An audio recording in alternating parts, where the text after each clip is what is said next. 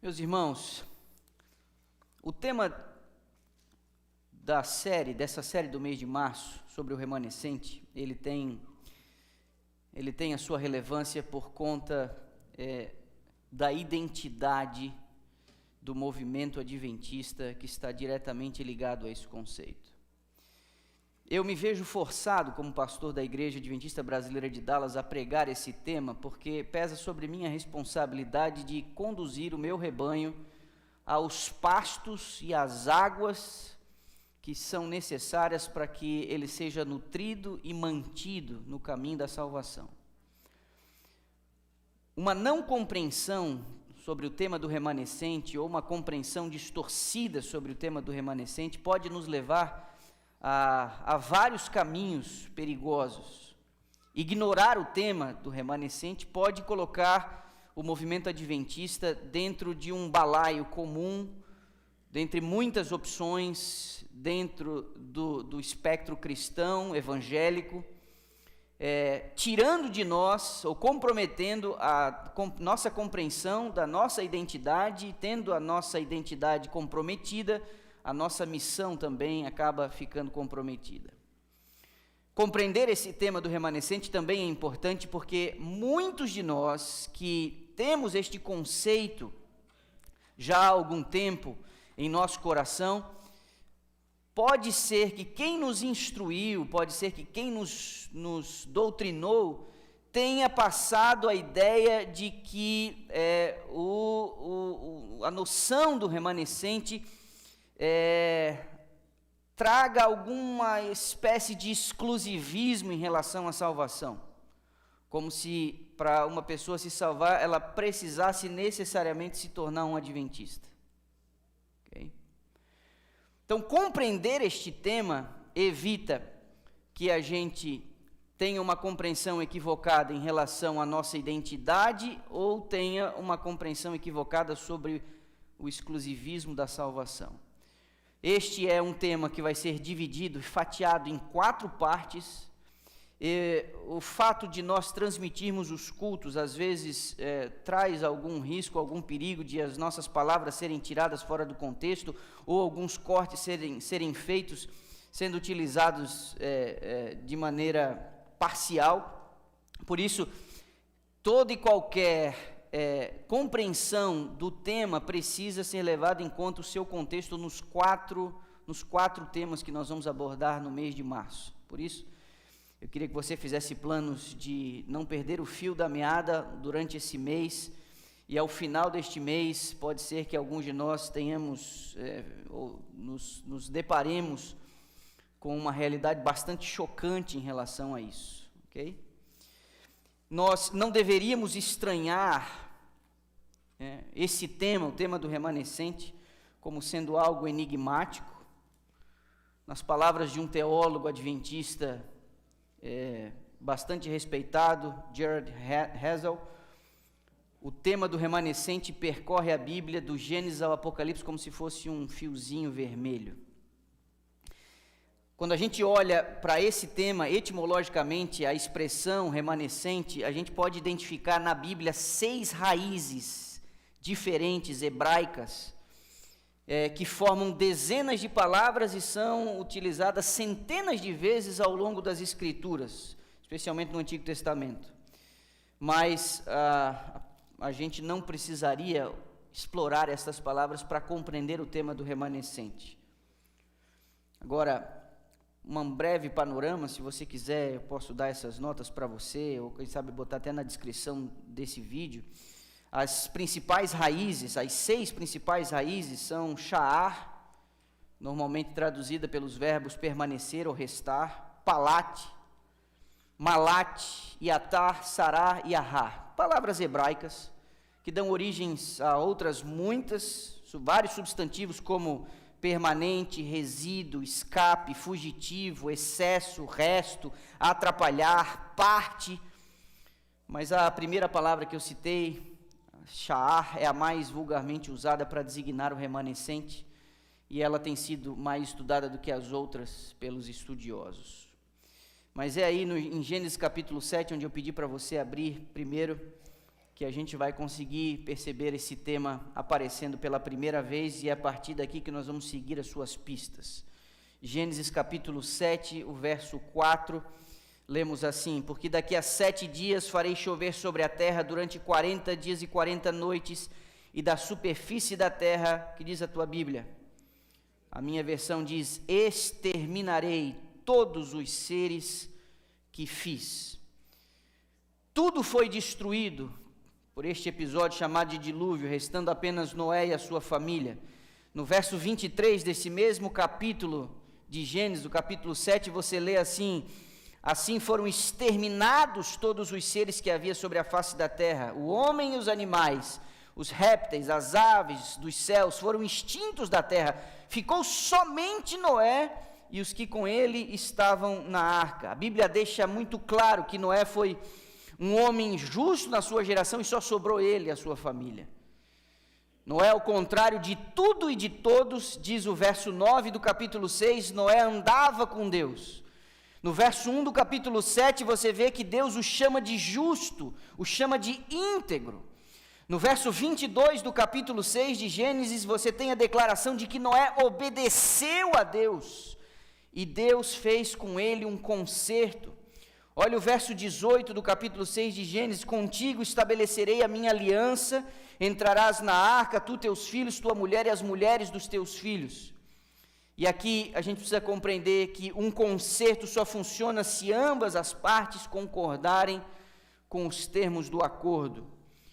E embora o mundo tivesse mergulhado na corrupção, Noé foi um homem justo no meio deles, e Noé entrou em concerto com Deus, ele fez um contrato com Deus. A sua parte nesse contrato é simples como uma criança pode compreender. Ele tinha que construir um barco e avisar que o mundo seria destruído com água.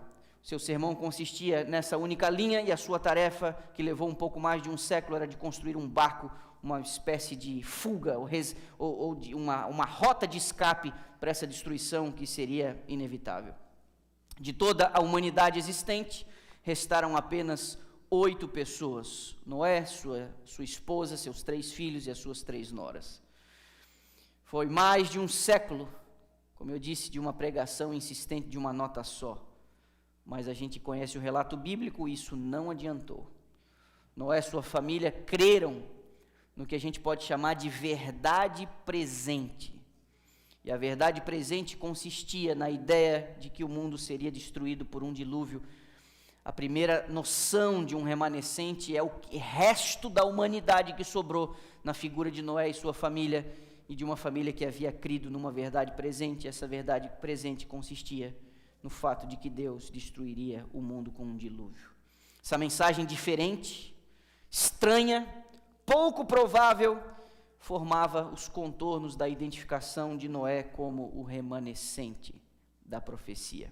Deu no que deu, conforme anunciado, a terra foi destruída por uma inundação de proporção singular. Algum tempo depois do dilúvio, porém, Noé acabou protagonizando um evento extremamente constrangedor. Eu e você conhecemos, sob o efeito do vinho, ele ficou nu diante dos filhos, e um deles, diante do deslize do pai, agiu com presunçosa irreverência. Nesse episódio, fica evidente que o justo e íntegro Noé, o corajoso remanescente, também estava sujeito a quedas. A postura do filho do meio, algumas versões o chamam de Cão, outras de Cã. A postura desse filho, segundo Ellen White, revelou a impiedade e a baixeza do seu caráter, e a perda da reverência filial que há muito tempo ele já havia perdido. Não se admire em perceber que o remanescente manifesta problemas e imperfeições. Grave isso, isso vai nos ajudar a compreender todo o tema até o final do mês de março. O remanescente, desde a sua constituição inicial, na figura de Noé, manifestava já problemas e imperfeições. Noé profetizou que a descendência do seu filho do meio, esse que agiu com irreverência, levaria consigo uma maldição. E embora ele tivesse dito coisas boas sobre os seus outros 2 filhos, toda a sua descendência acabou apostatando. Os 3, a descendência dos 3 filhos, acabou apostatando. Compor o remanescente não é algo que você conquista por herança, por relação familiar, por sangue, por casamento. Ser de sangue remanescente não significa que a pessoa é um remanescente. Por mais justo que Noé tivesse sido, isso não passaria automaticamente para os seus filhos. Mais tarde, Jeremias, ou melhor, Ezequiel, num dos seus oráculos, manifestou em palavras muito fortes, lá no capítulo 14, esse conceito. Ezequiel capítulo 14, ele diz assim: ainda que estivessem no meio dela 3 homens, Noé, Daniel e Jó, eles pela sua justiça livrariam apenas as suas almas, diz o Senhor Deus. Ainda que aqueles 3 homens estivessem nela, vivo eu, diz o Senhor Deus, que nem os seus filhos, nem as suas filhas livrariam, mas somente eles estariam livres. A esposa de Noé, os seus 3 filhos e as suas 3 noras, só foram salvos porque decidiram entrar no barco por escolha própria. Diferente da família de Ló, que preferiu permanecer, uma parte dela permaneceu em Sodoma e foi destruída com a cidade. Esse remanescente diluviano precisou concordar com os termos do concerto divino e depois da catástrofe, tinha que permanecer fiel a este concerto. Porém, como eu disse, a maioria dos descendentes de Noé escolheu se rebelar contra Deus. Como é que a gente consegue perceber isso? Eles resolveram construir uma torre, conhecida como a Torre de Babel. Eles não negavam a existência de Deus, eles não negavam a realidade do dilúvio, eles não negavam a realidade do juízo e da mão de Deus pesando sobre uma humanidade pecadora. O que eles fizeram na construção daquela torre foi dizer que, apesar de eles saberem que há um Deus que intervém, eles não queriam se submeter a uma possível nova destruição e construíram aquela torre. Embora Deus tenha feito a promessa e colocado o arco no céu como símbolo da sua promessa, ainda assim eles não acreditaram. Mesmo tendo apontado o arco-íris como símbolo dessa promessa, os descendentes de Noé acharam melhor construir a torre para garantir a sua segurança. Eles demonstraram assim não acreditar na promessa de Deus. Não houve entre eles e Deus nenhuma relação de conserto, como houve com a família de Noé, através da qual Deus tinha feito o primeiro remanescente. Então, um descendente de um dos filhos de Noé foi achado justo entre uma humanidade praticamente apostatada na sua totalidade. E a gente consegue ver isso lá no capítulo 9, verso 26 de Gênesis, que Deus tinha dito: bendito seja o Deus de Sem, mas mesmo os descendentes de Sem se apostataram. Então Deus precisou providenciar uma pessoa no meio dessa descendência para executar o seu plano. Um descendente de Sem precisou deixar o convívio de sua família idólatra. A gente vê o chamado desse descendente de Sem no capítulo 12 de Gênesis. E aqui o conceito de remanescente entre as nações, ele começa a se estabelecer. O nome desse camarada era Abrão. Verso 1 do capítulo 12, o Senhor disse a Abrão: sai da tua terra, da tua parentela, da casa do teu pai, para a terra que eu te mostrarei. Sendo um dos únicos ou últimos seguidores do Deus de Sem, Abraão começa agora o que a gente pode chamar de o novo remanescente.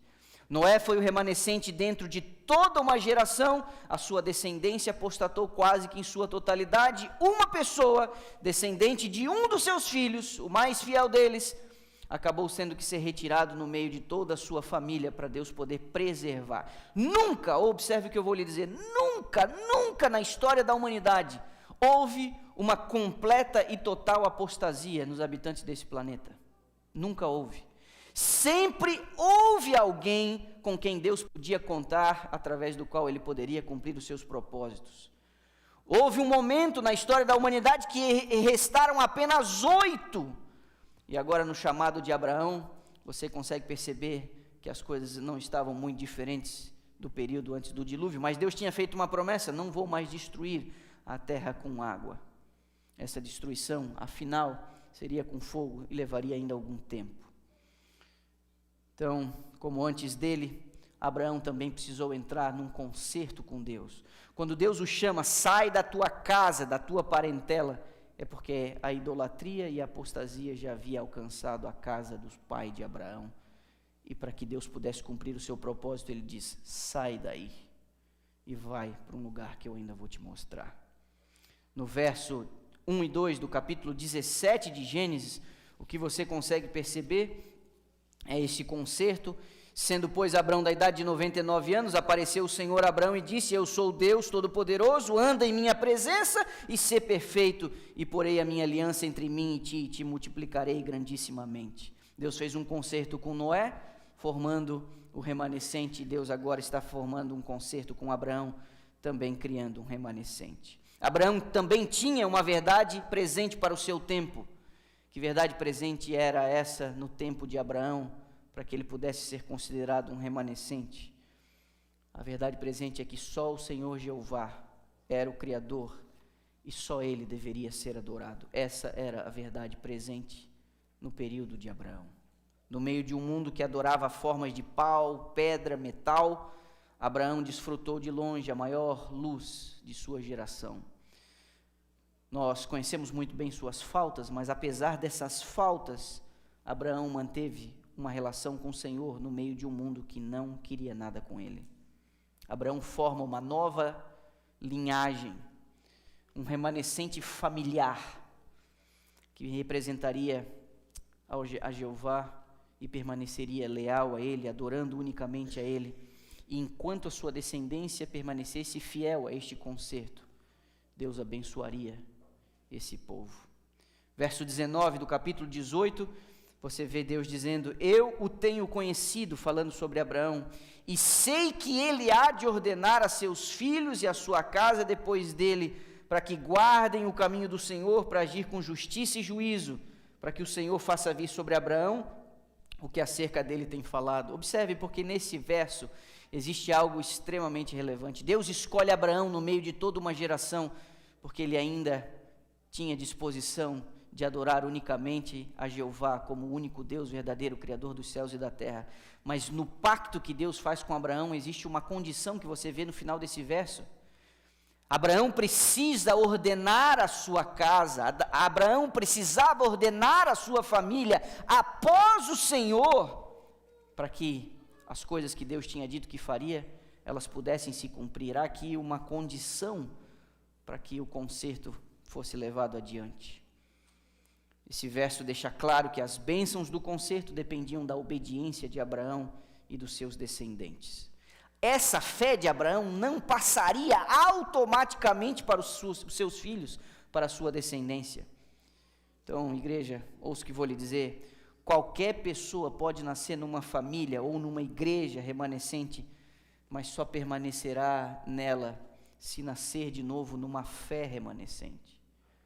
Você nascer na igreja, você ser de segunda, terceira ou quarta geração da igreja, herdar a fé do seu pai, do seu avô, do seu bisavô, não torna você um cristão, não torna você um crente, não torna você um remanescente, porque você precisa nascer de novo nessa fé. Assim foi com a descendência de Abraão. A promessa feita a Abraão se cumpriria através do seu filho Isaque, que preservou a verdadeira fé no meio dos pagãos e dos idólatras. Isaque cumpriu o seu papel. Em contraste a Isaque, você tinha Ismael, que também era filho de Abraão, mas esse filho, Ismael, não serviu e nem adorou a Jeová. Isaque, para que a promessa se cumprisse nele, Isaque precisava cooperar da maneira que o Senhor pudesse cumprir o que havia falado através de Abraão. Isaque deveria obedecer, e a gente sabe que Isaque obedeceu. Assim o Senhor renovou com Isaque as promessas feitas a Abraão. E esse privilégio não passou automaticamente para a descendência de Isaque. Isaque teve 2 filhos, gêmeos, nasceram no mesmo dia, um segurando o calcanhar do outro. E esses 2 filhos deram origem a 2 grandes nações, 2 grandes povos. Um desses povos, vindo de Esaú, deu origem a um povo extremamente pagão, que foi uma sarna contra Israel. A outra, através de Jacó, preservou a linhagem remanescente. Você consegue perceber? São filhos de um mesmo pai, de um herdeiro de uma promessa. Um deles, a promessa se cumpre, no outro não. Qual é a diferença entre Esaú e Jacó? A mesma diferença que houve entre Ismael e Isaque. Esaú, herdeiro natural da primogenitura, foi quem nasceu primeiro. Ele tratou essa herança espiritual com desprezo. Você deve lembrar que um dia ele trocou, vendeu por um prato de comida. Ele escolheu, neste ato, tratar com leviandade uma coisa muito séria. Quando ele percebeu, no engano do irmão, que ele tinha perdido a bênção do pai, na realidade ele estava mais preocupado era com as ovelhas, os bois, os camelos e os servos, do que com a herança do conserto, a herança espiritual. Por outro lado, Jacó tinha muito interesse nas promessas feitas ao avô Abraão e que tinham sido confirmadas com seu pai Isaque. E apesar da fraude, do engano que ele utilizou para tomar essa bênção, as suas ações demonstraram como ele as apreciava. José, a gente sabe que se arrependeu profundamente do seu ato, e ele demonstrou a sua determinação em seguir a Jeová, apesar de todas as consequências negativas do seu ato de engano. Agora eu quero que você consiga compreender a diferença entre esses dois irmãos, um cabeça de vento e um outro que tinha uma quedinha pela desonestidade. Esaú desprezou a bênção de Deus por um prato de comida em meio ao cansaço. Jacó, diferentemente, lutou a noite inteira com o Senhor até o extremo de suas forças para não perder a bênção. Não se admire por Esaú não ter herdado as promessas, não se admire por Esaú ter se tornado pai de uma nação pagã e Jacó o pai do remanescente. A postura de ambos indicava a quem eles serviam. E Jacó, apesar de todas as suas deformidades de caráter, demonstrou arrependimento e uma extrema valorização pela bênção do concerto que Deus havia feito com seu avô, seu pai, e que agora se renovava com ele. O tema do remanescente ele vai surgir logo mais no cenário da narrativa bíblica, no contexto de José e os seus irmãos. Se você for ao capítulo 45 de Gênesis, no verso 7, você consegue perceber uma declaração de José. José coloca os irmãos à prova, você deve conhecer a história. Ele quer ter uma evidência de que os irmãos haviam se arrependido, de que algo havia acontecido com eles. Então, sem os irmãos saberem que ele era José, sem os irmãos saberem que ele entendia a língua em que eles estavam ali falando, José arma todo um circo ali para poder evidenciar se houve ou não uma mudança no coração dos seus irmãos. O verso 7 do capítulo 45 de Gênesis, José, quando se dá a conhecer aos seus irmãos, ele diz assim: mas Deus me enviou à frente de vocês para lhe preservar um remanescente nesta terra e para salvar-lhes as vidas com grande livramento. Sem dúvida alguma, os irmãos de José cometeram uma violência contra ele. E a pergunta que a gente se faz é como é que esses homens, esses irmãos de José, que haviam jogado ele num buraco, vendido ele como um escravo, como é que esses 11, esses 10 cabeças de vento poderiam ainda ser chamados de remanescente? Como é que eles poderiam ter essa honra? Não é? Na estratégia de José para testá-los, a gente consegue ver isso nos capítulos de Gênesis. Fica evidente que apesar dos seus erros, os irmãos de José tinham amadurecido, eles tinham desenvolvido o seu caráter, eles tinham até se arrependido. Você vê que eles preferiram ser lançados na prisão a provocar uma nova tristeza pela perda de Benjamim. Seu arrependimento fica claro quando eles conversavam entre si, sem saber que José os entendia. No capítulo 42, no verso 21, ele diz: estamos sendo punidos pelo que fizemos a nosso irmão. Eles haviam compreendido a brutalidade, a violência contra José, o choro desesperado do pai, a dor do pai pela perda do filho. Tudo aquilo havia mexido com eles e os últimos anos demonstraram que eles haviam amadurecido. Quando Benjamim foi favorecido no banquete que José deu no seu palácio, José deu a Benjamim uma porção muito maior do que aos outros, e ele ficou só reparando no comportamento deles no meio do jantar, e ninguém havia ficado com dor de cotovelo. Muito pelo contrário, Moisés no livro de Gênesis diz que os irmãos se alegravam por Benjamim, ou seja, ficou evidente de que eles tinham aprendido a lição. Essa família remanescente depois foi trazida para morar no Egito, onde eles puderam sobreviver à fome. Essa família que caminhava sozinha, na verdade presente de que Deus era o único Criador, enquanto o resto do mundo adorava deuses falsos, essa família tornou-se a nação de Israel. No Sinai, os filhos de Israel, nas 12 tribos com seus príncipes, entraram num concerto com Deus, semelhante ao que Deus havia feito com Abraão, Isaque e Jacó. Esse concerto lá no Sinai concretizava as promessas de Deus aos patriarcas de que sua semente se tornaria uma grande nação. Para falar a verdade, diferente das conversas pessoais, das entrevistas pessoais, o que nós vemos agora é uma nação inteira entrando em concerto com Deus e não apenas um núcleo familiar.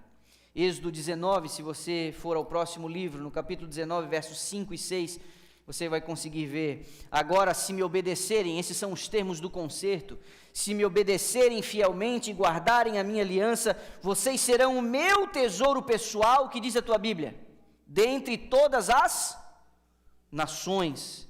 Embora toda a terra seja minha, vocês serão para mim um reino de sacerdotes e uma nação santa. Essas são as palavras que você dirá aos israelitas. Olhe para mim, meu irmão, esse negócio de remanescente é um plano que Deus elaborou, a iniciativa é de Deus. Deus não escolheu uma família, ou uma pessoa, ou um povo, em detrimento dos outros, porque Deus olha para os outros e os despreza. É que o mundo está mergulhado numa condição tão degradante do ponto de vista espiritual, há tanta idolatria, há tanta apostasia dominando o mundo, e sempre foi assim, desde o começo, que para que Deus possa executar um plano de resgate do planeta, Ele tinha que escolher alguém para anunciar aos demais que as coisas não são do jeito que eles acham que são. E em Israel, Deus queria revelar-se à humanidade. Deveria ser um ponto de luz de onde Ele mostraria as suas bênçãos e as vantagens de crer em um único Deus e não adorar as formas das mais variadas trazidas pelo paganismo.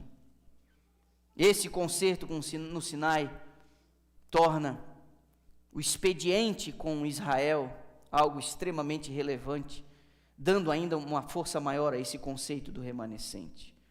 A Bíblia dá destaque à história da descendência de Jacó, a história de Israel. E a sua história está no centro do Antigo Testamento. Tudo gira em torno agora dessa gente.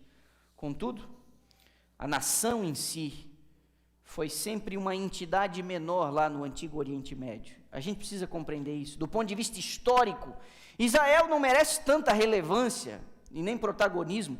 A Palestina, onde eles habitavam, como a terra da promessa, representava apenas uma minúscula porção no território do Oriente Médio. O período da história israelita e judaica antiga representa apenas um pequeno segmento de um longo período da civilização antiga no Oriente Médio. Para começar, os hebreus chegaram lá, inclusive, muito tarde, depois de várias outras nações terem se estabelecido. Uma dúzia de dinastias egípcias tinha subido ao trono e caído antes de Israel surgir a partir de Abraão. Na altura em que a nação hebreia nasceu, a grande pirâmide do Egito já tinha quase 1000 anos de idade, ou seja, é um povinho de nada, num pequeno território de nada, no meio do nada. Israel era um lugar relativamente pouco habitado, comparado com os impérios ao seu redor, como a Babilônia e o Egito, cuja população era muito mais numerosa do que a nação hebreia foi alguma vez. As multidões reunidas de todas as entidades pagãs do Antigo Oriente minimizavam em muito a nação judaica.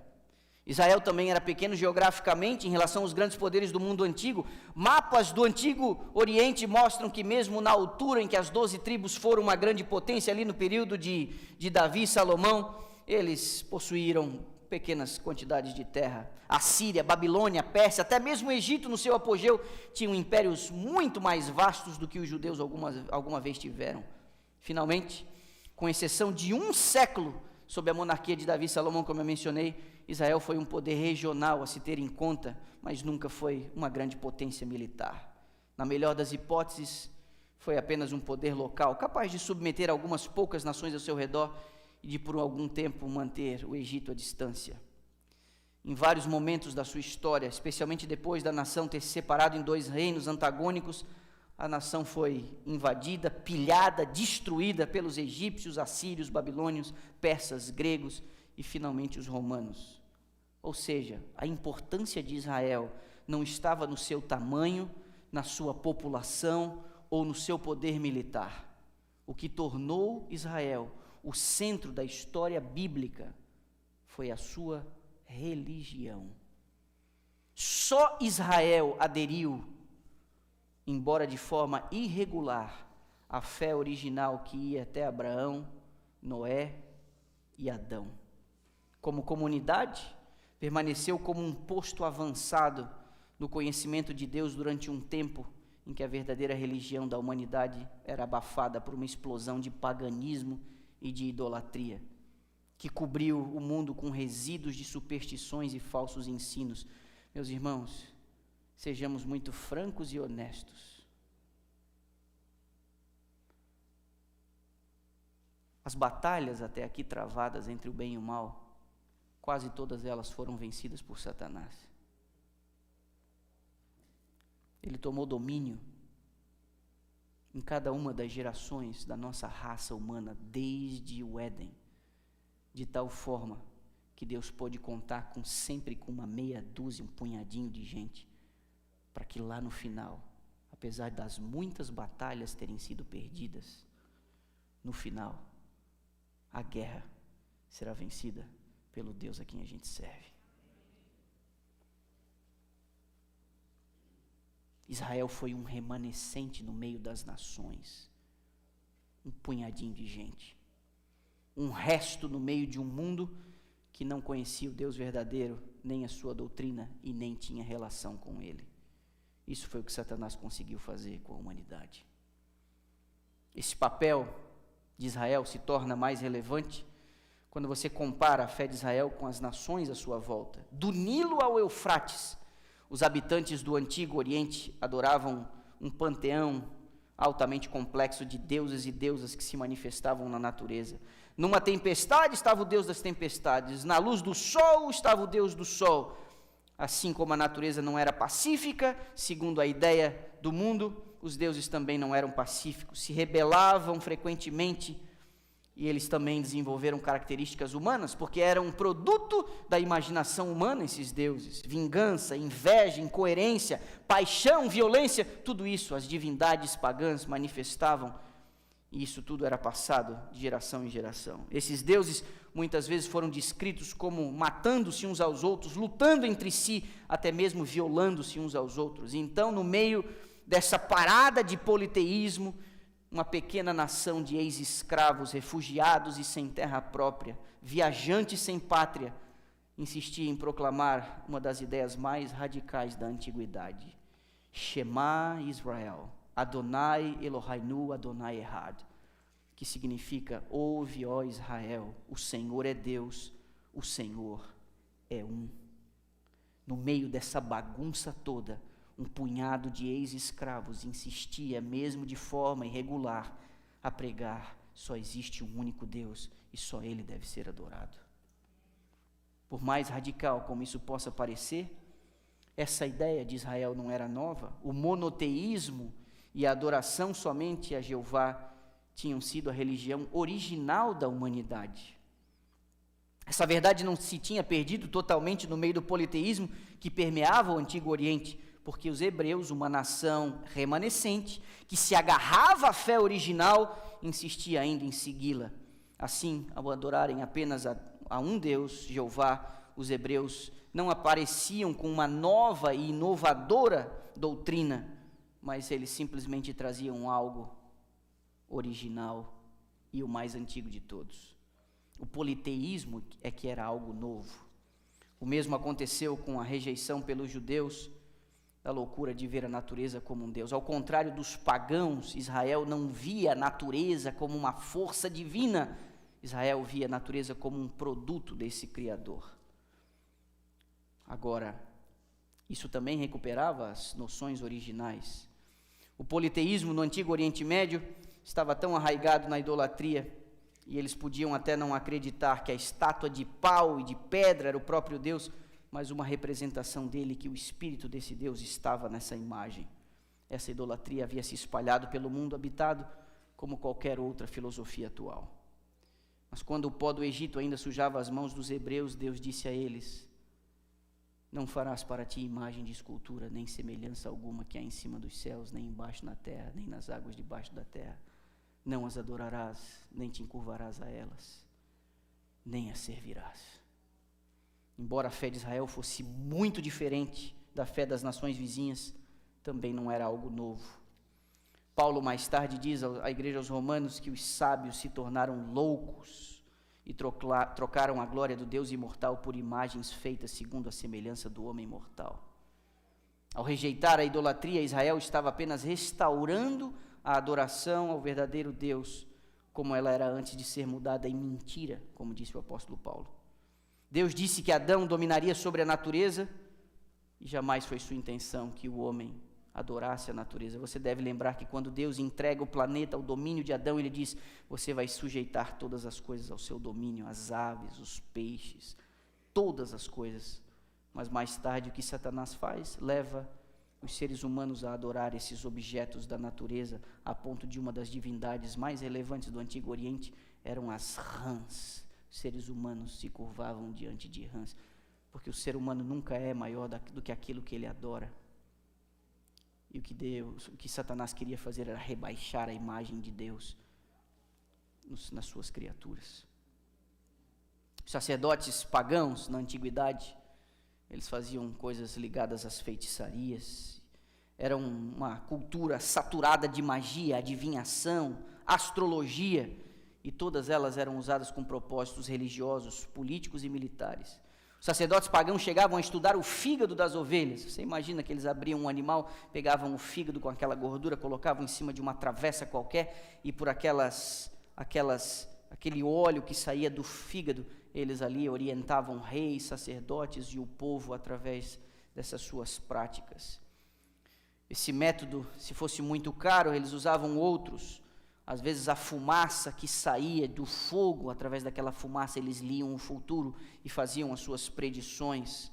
A observação de bebês abortados e deformados também era um objeto de análise para poder orientar a nação, o exército e as investidas de um rei.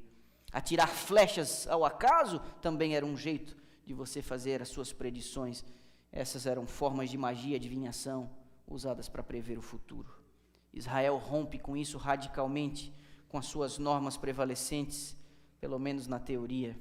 Desde os primeiros dias lá no Sinai, Deus havia orientado: não mexam com isso nem de brincadeira. No livro de Deuteronômio, capítulo 18, ele diz: as nações que eu vou expulsar diante de vocês dão ouvidos aos que praticam a magia e adivinhação, mas a vocês o Senhor, o seu Deus, não permitiu tais práticas. E aqui me permitam fazer apenas um breve parêntese. Se na antiguidade Deus havia dito: não mexam com isso, vocês são o meu povo remanescente, eu separei vocês do meio dessa bagunça, eu separei vocês do meio desse lixo, eu separei vocês do meio dessas más práticas. Me ouça aqui, igreja, você acha realmente que existe alguma coerência de nós como povo remanescente ligarmos os nossos aparelhos em casa, usarmos os nossos devices para presenciar, prestigiar determinados programas ou produtos que são fabricados pela indústria do entretenimento, quando Deus disse: nem mexa com isso? Magia, feitiçaria, espiritualismo, comunicação com os mortos. Não. Israel era diferente e esse tipo de coisa Deus havia dito: eu vou expulsar as pessoas que fazem isso, não mexam com isso. Deus foi tão categórico com esse assunto, porque Deus tinha outros métodos para se comunicar com o seu povo. Deus os visitou com anjos, Deus falou através da voz profética, através dos ensinos dos profetas. Não, essas práticas eram proibidas. Israel tinha que ser diferente. E foi essa adesão, ainda que fraca e esporádica, a essa verdade remanescente que fez deles um povo remanescente. Israel tinha todo um diferencial.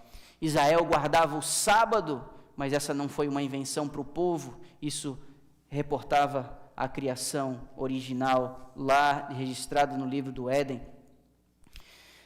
Israel tinha o diferencial de uma mensagem de saúde, era diferente de todas as outras nações, porque havia uma diferença naquilo que podia e aquilo que não se podia consumir. No relato da criação e a percepção da criação, Israel também era diferente, porque eles tinham a sua versão mais pura sobre a origem das nações, a criação em 6 dias, através do casal Adão e Eva, nada dessas verdades que distinguiam Israel das outras nações eram novas, todas elas eram recuperadas de uma versão original, quando Israel ainda nem era povo, quando eles ainda nem eram gente. Isso foi, de maneira marcante, algo que os diferenciava das outras nações. Israel também tinha uma compreensão diferente de todos os outros em relação ao estado do homem na morte. Muitas coisas foram inventadas pelas nações pagãs ao se tratar de uma vida após a morte. Fortunas eram gastas por faraós em longas dinastias, como a construção das pirâmides para preservar o túmulo e a comunicação de uma vida depois da morte. Faraós eram enterrados, mumificados naqueles lugares com comida, e inclusive servos eram trancafiados no meio daquelas tumbas, porque deveriam estar ali para servir o faraó quando ele começasse a sua vida nesse outro além. Nenhuma dessas verdades defendidas por Israel era algo novo em Israel, eram apenas verdades recuperadas do começo, onde Deus queria se revelar ao mundo. Tudo isso tinha que ver com o plano de Deus para o remanescente. O conflito entre o bem e o mal, a noção entre o bem e o mal, essa era uma verdade que Israel também tinha. Muito diferente das noções abstratas dos deuses em conflitos dentro do panteão pagão. Não, Israel tinha uma noção entre o bem e o mal. O livro mais antigo escrito era o livro de Jó, e eles compreendiam muito bem que um anjo rebelde era o causador das maldades e havia induzido o casal ao erro no Éden. Eles também tinham esse diferencial, o povo de Israel. Israel também tinha uma outra questão a eles revelada. A eles foi dito que um libertador, um resgatador viria. Era uma verdade extremamente relevante. Ninguém tinha o conteúdo do que Israel possuía no capítulo 53 de Isaías, no capítulo 9 de Daniel, no capítulo 5 de Miqueias ou no Salmo 22. Eles eram os únicos a defender este plano da redenção de um Messias vindouro. O Senhor disse ao povo de Israel: eu quero que vocês sejam diferentes. Em Deuteronômio capítulo 6, ele disse: eu vos tenho ensinado estatutos e juízos, para que vocês possam possuir a terra que eu vou dar a vocês. Guardai-vos e cumpri-os, e aqui será a vossa sabedoria, o vosso entendimento. Perante os olhos dos povos, ouvindo todos esses estatutos, dirão: certamente este povo é grande, e gente sábia, e gente inteligente. Pois que grande nação há que tenha Deus, estão chegados a si como o Senhor nosso Deus, todas as vezes que o invocamos. Foram estas leis e estatutos, a verdade presente e a decisão dos judeus de lhes obedecer, que tornaram os hebreus um povo remanescente. O problema é que desde a fabricação do bezerro de ouro até o apedrejamento de Estevão, nesses 1500 anos, o remanescente nunca viveu à altura das verdades que ele tinha recebido. Essa é a verdade. O ponto central das Escrituras, especialmente do Antigo Testamento, não é tanto o chamado de Israel para o conserto, mas o seu fracasso em cumpri-lo. Quando a gente lê a Bíblia, dá até um desânimo às vezes, ao perceber que Deus foi levando o seu conserto aos trancos e barrancos através de Israel. Vocês já me viram falar isso aqui outras vezes? Quando foi instituída a monarquia e o reino dividido, o reino do norte e o reino do sul, os 20 reis do norte, nenhum prestou, não se salvou um rei de Israel depois que a nação foi dividida, depois de Salomão, com seu filho Roboão. Nenhum rei prestou. Aí eles foram enviados profetas e mais profetas, nenhum se salvou. E do reino do sul, dos 20 que teve no reino do sul, só 8 cumpriram, alguns até parcialmente, os termos do concerto. 20% dos 40 reis, só 8 de alguma forma conseguiram ser leais ao concerto que havia sido estabelecido no passado. Ou seja, esse negócio de remanescente é Deus separando alguém para poder salvar o todo. Mesmo esse alguém que Deus separa para poder salvar o todo, historicamente esse remanescente não consegue viver à altura da mensagem que lhe foi confiada. Isso nos dá uma pista. Isso nos dá uma pista do que nós vamos ver ao longo desse mês de março. Historicamente, o remanescente não viveu à altura. Foram aos trancos e barrancos, através da voz profética. Havia um período de apostasia, os profetas eram enviados, a maldição de Deus era colocada, as bênçãos de Deus eram retidas, o profeta despertava a consciência, o povo se voltava a Deus, um revivamento acontecia, uma reforma se instaurava, as bênçãos voltavam, e com a prosperidade, o afastamento de Deus, a apostasia, a revolta, vinha a maldição, eram retidas as bênçãos, os profetas eram enviados, a voz dos profetas eram ouvidas, o povo se voltava para Deus, reavivava, reformava, a bênção vinha, eles apostatavam, e assim foi esse ciclo. Durante 1500 anos foi assim. Para que Deus pudesse cumprir as suas promessas, foi sempre aos trancos e barrancos. Houve um momento onde os profetas tiveram que lutar, porque houve um sincretismo religioso. O profeta Ezequiel teve uma visão onde as mulheres estavam no pátio do templo, supostamente adorando a Deus, mas também choravam por Tamuz, uma deusa pagã. No verso 16, esse mesmo Ezequiel, lá no capítulo 8 do seu livro, diz que ele viu pessoas dentro do templo adorando o sol voltados para o leste. No próprio templo, ídolos da casa de Israel foram pintados nas paredes. Isaías chega a dizer que da cabeça aos pés, chagas, doença, nada prestava. Vários dos profetas, os maiores e os menores, condenaram muitos pecados, que não eram apenas pecados religiosos, de idolatria, mas pecados que tinham que ver com a moralidade, homicídio, adultério, roubo, incesto, opressão, idolatria, fornicação, inveja, orgulho e mentira. Essas foram das muitas coisas que Deus precisou enviar os profetas para sarar o seu remanescente. Todos os pecados clássicos contra os quais Deus os tinha especialmente avisado, se proliferaram entre eles. Não foram raras as vezes que a nação sofreu com uma liderança corrupta, vacilante e inconstante.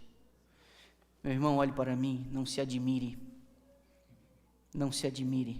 em perceber desvios, problemas, crises dentro do remanescente, e também não se admire em perceber uma liderança que não corresponde à altura à expectativa divina. Não há novidade nenhuma nisso. Sempre foi assim. E aqueles que querem se promover a acusadores da igreja, a estes eu digo: seu trabalho é desnecessário, nós já temos um acusador contra a igreja que trabalha em tempo integral.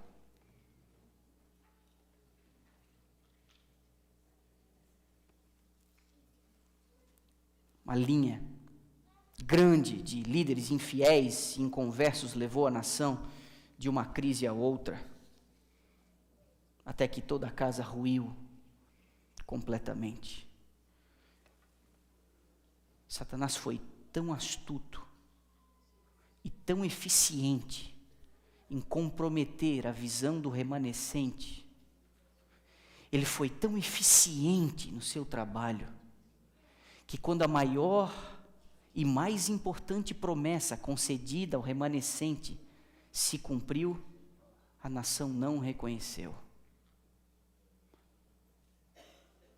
Jesus Cristo foi enviado, e o povo que era para o receber, o rejeitou. O capítulo da história de Israel, registrado nas Escrituras, esse relato, as palavras de Paulo, serve como um alerta para a igreja. E não fosse a garantia que a Bíblia nos dá, de que o remanescente final, ele vai prevalecer, eu diria a você, nós iríamos pelo mesmo caminho. Não haveria esperança para nós. Por isso, a importância de nós estudarmos esse tema ao longo desse mês. O afastamento da palavra de Deus levou Israel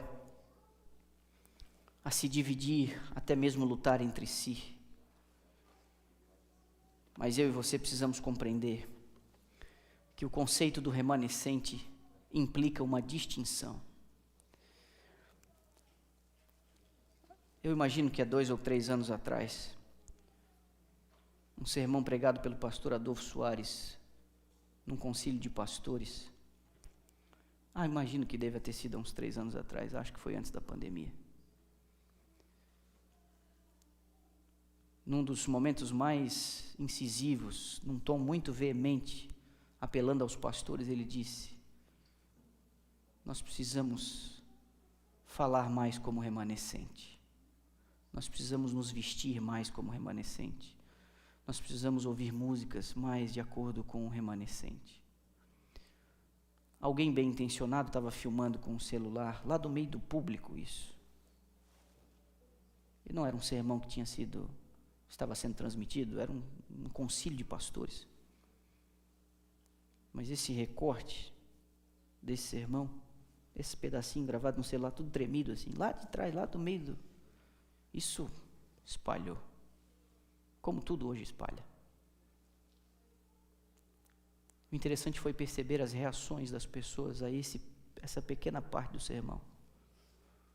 Muita gente dizendo: ele está certo, olha o que ele está dizendo, ouçam o que ele está dizendo. E outros dizendo: o que esse camarada está dizendo?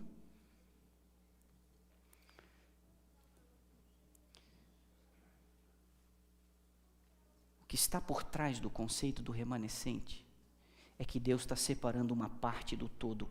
Isso está implícito no conceito do remanescente. Deus está separando uma parte do todo. Deus está separando uma parte do todo, porque o todo está estragado.